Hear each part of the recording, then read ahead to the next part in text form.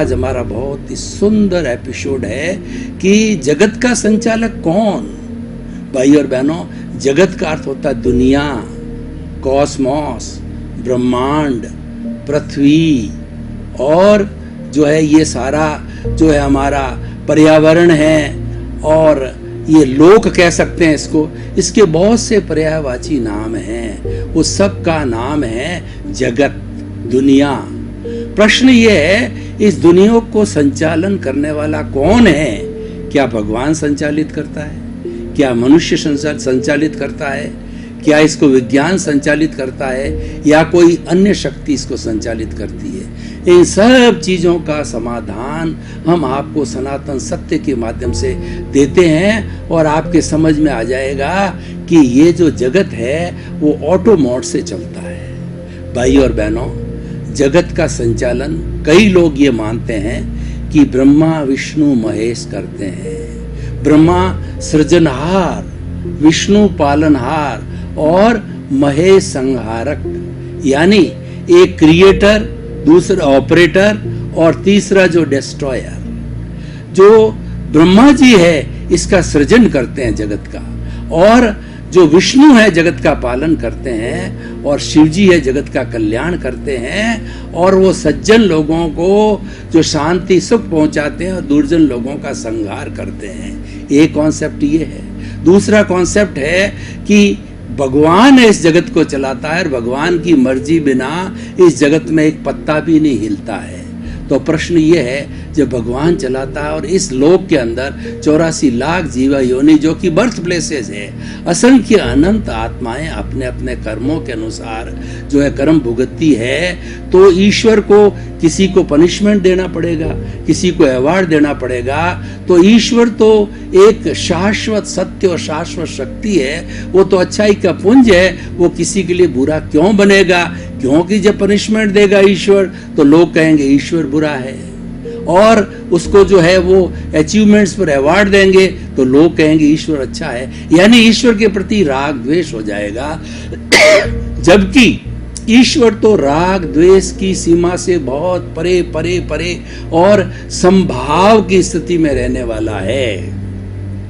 तो भाई और बहनों, हम आपको सनातन सत्य बताते हैं कि ये जगत ऑटो मोड से चलता है, ऑटोमेटिक तरीके से चलता है। भूत में था, वर्तमान में है और भविष्य के अंदर रहेगा। और इस जगत का संचालक केवल 6 कॉन्स्टिट्यूएंट्स हैं, 6 जो है हमारे सब्सटेंसेज है, 6 द्रव्य है, वो इस जगत का संचालन करते हैं। और वो संपूर्ण जगत में लोक 2 तरह का होता है, एक तो लोक होता है और एक अलोक होता है।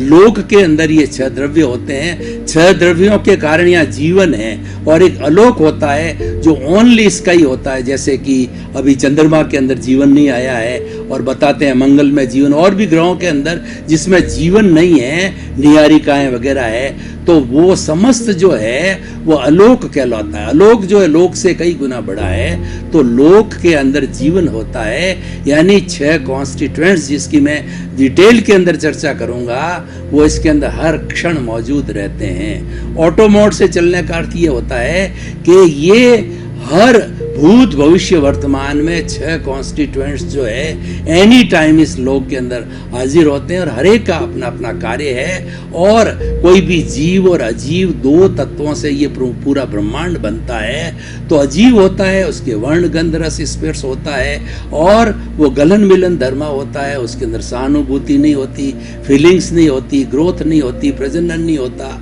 लेकिन जो चेतन तत्व है, जो कि इसका भाग है, तो वो चेतन तत्व जो है वह संवेदन करता है, फीलिंग्स करता है, सुख दुख की अनुभूति करता है, प्रजनन करता है, ग्रोथ करता है। उसको विज्ञान ने 9 कैरेक्टरिस्टिक के रूप में, कॉन्शियसनेस के रूप के अंदर माना है। तो भाई और बहनों, ये 2 कॉन्स्टिट्यूएंट्स जो है वह इस जगत के अंदर डोमिनेशन होता है, यानी कि इन दोनों के सहारे से ही इस जगत की पहचान होती है। इस जगत के अंदर 84 लाख जीवा योनि अपने अपने कर्मों के अनुसार जो है जीवन यापन करते हैं। 84 लाख जीवा योनि कौन सी होती है? एक इंद्रिय, द्वेंद्रिय, त्रिंद्रिय, चतुरेंद्रिय, पंचेंद्रिय, नरक गति, तिर्यंच गति, मनुष्य गति, देव गति, और मुक्ति को माने तो मोक्ष, वहां भी जीव रहता है।